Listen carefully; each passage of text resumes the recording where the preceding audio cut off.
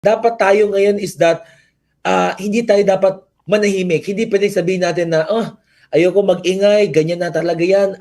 Anong magagawa ko? Walang magagawa yung boses ko, wala akong magagawa kasi powerless ako. Pero 110 million Filipinos, ganito yung thinking.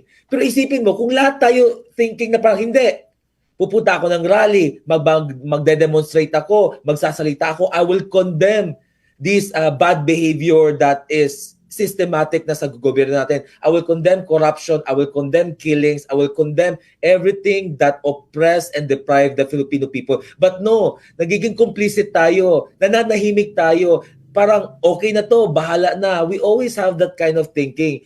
Pero pag lahat tayo, hindi naman natin kailangan, hindi naman natin kailangan mag-rally, hindi natin kailangan mag-resign, mag-quit sa work kasi gusto natin mag-demonstrate.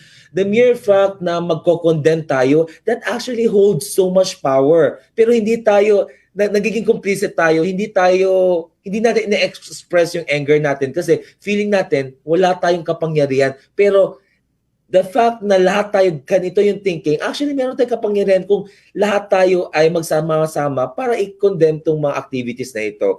And that's always been the challenge. And feeling ko itong hearing natin in the House of Representatives and hearing sa Senate, just like the previous hearing for many years, magiging circus lang to. At the end of the day, walang mako-convict na elected official, na politician. Merong makukulong, pero hindi siya mako-convict, ma-acquit siya.